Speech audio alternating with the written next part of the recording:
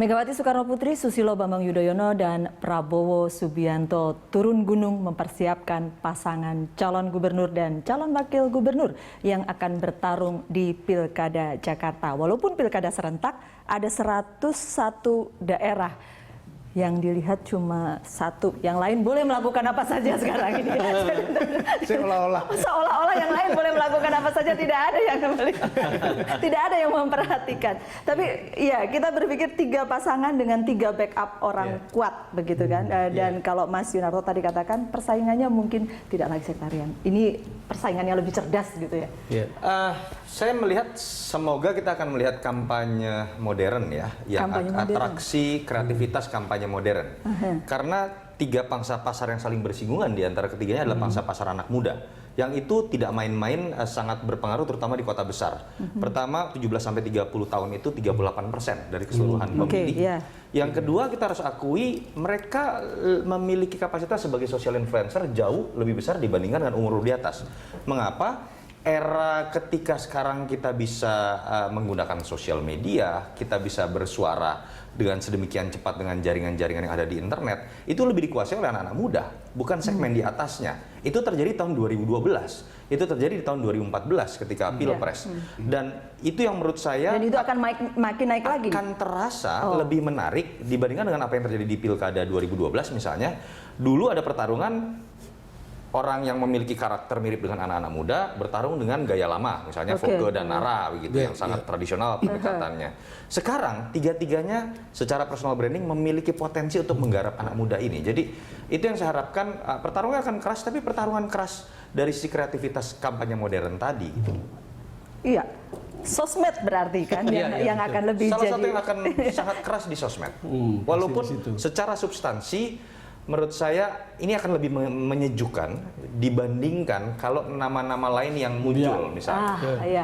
Cuma kadang-kadang sosmed itu kalau kita bacakan ya Bang, kadang-kadang juga kerja mesin untuk beberapa hal. Iya, satu hal. Dan kemudian yang kedua adalah kadang-kadang juga tidak keras sekali, luar biasa. Ada pertanyaan satu yang menggelitik saya sebetulnya. Saya melihat kan tadi soalnya kan tiga tokoh yang betul-betul mau bertarung di DKI ini. Lalu kemudian masing-masing sudah mengajukan calonnya.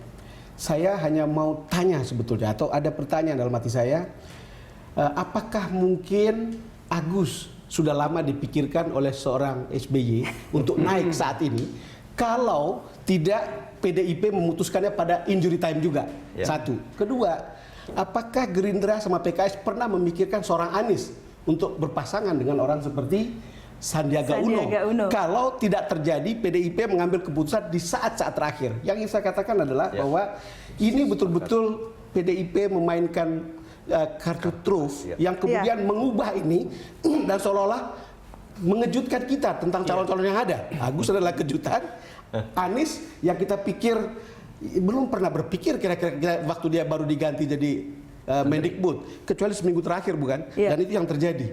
Ini menarik untuk karena dilihat. Sekian bulan memang partai-partai lain semuanya menunggu PDI Perjuangan dan Pak Samsudin Haris ya. Iya, kalau saya melihat kalau PDIP jangan-jangan memang sengaja PDI Perjuangan tidak. Ini lebih pada Megawati. Kalau Megawati saya menduga kuat sudah lama memutuskan. Betul. Gitu. Cuma memang lingkungan Ibu Mega itu ya saling menjaga loyalitas juga pada Ibu Mega, sehingga dengan demikian bagi saya tidak begitu mengejutkan sebetulnya bahwa Bu Mega memutuskan ke Ahok. Nah, adapun Pak SBY bisa jadi sudah agak lama, bisa jadi. Cuma ini kan ada trigger begitu ya? Bukan, nunggu peluang dan peluang ini ada, sehingga yang dimunculkan kemudian Agus. Nah, kenapa Agus?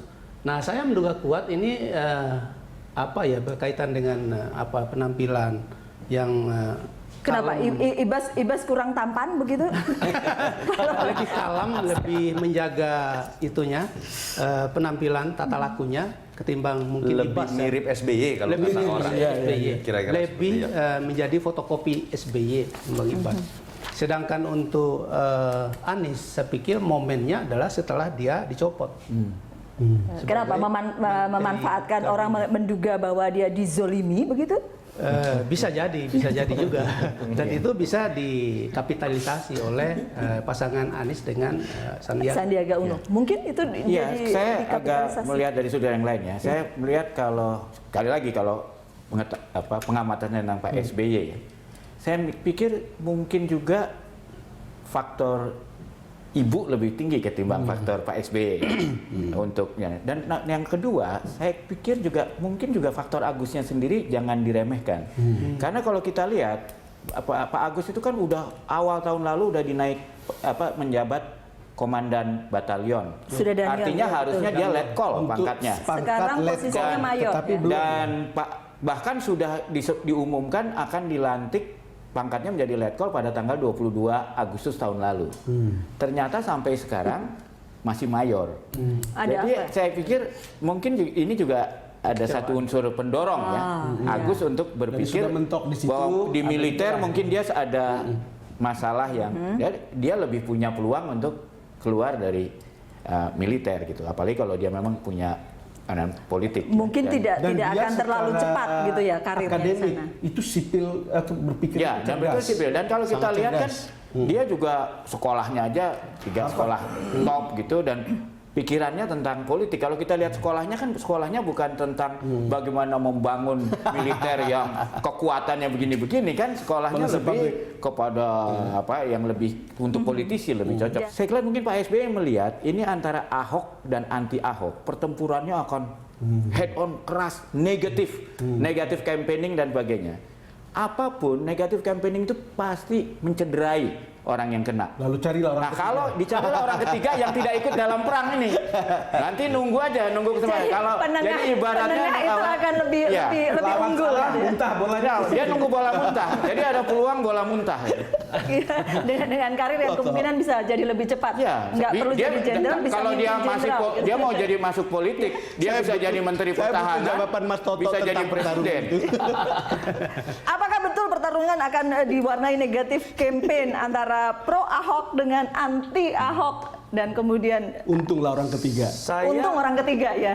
Saya malah melihat asumsi itu bisa digunakan kalau kemudian poros Gerindra dengan PKS itu bukan pakai- Anies. Bukan Anies. Ketika nama Anies yang Oh, iya, muncul betul. itu agak terbantahkan. Ini orang yang menurut saya bahkan dari 3 pasang ini paling mengerti cara berkampanye positif. Ini yang paling mengerti cara menolak kampanye negatif. Mas Toto Memang mau keunggulan katakan dia Anies- lebih berbahaya dari Agus Harimurti? Oh ya, harus diakui dia tokoh Oke. politik nasional, dia pernah menjadi menteri, orang berspekulasi dia yang lebih bersemangat untuk berani melawan kandidat politiknya Jokowi, kira-kira begitu kan. Tapi yang menarik seperti ini, dalam konteks pertarungan politik tadi, orang kemudian tidak melihat secara jeli, katakanlah betul bahwa ini adalah bagian dari upaya SBY membangun kekuatan menuju 2019. Pertanyaannya kemudian, kalau kita coba baca koalisi apa yang dibangun oleh SBY, ada 3 partai lain. Dan yang menarik 3 partai yang bergabung dengan SBY di sini adalah 3 partai pendukung Jokowi. Artinya kalau spekulasi itu kita kaitkan dengan hipotesa bahwa SBY ingin berkuasa kembali, pertanyaannya apakah 3 partai ini sudah membalelo sehingga kemudian merasa lebih nyaman di 2019 bergabung dengan rezim baru, bukan lagi rezim Jokowi, atau seperti apa? Di tempat PDIP juga ada Golkar. Ada Golkar. Ya, ini yang menurut saya menunjukkan memang pasca 2014 konstelasi politik masih cair dan Masih cair, iya. pertarungan politik balas dendam pasca reformasi memang belum selesai. Oh, itu Oke, yang kalau gitu kita coba jeda dulu, nanti kita akan kembali selepas rehat.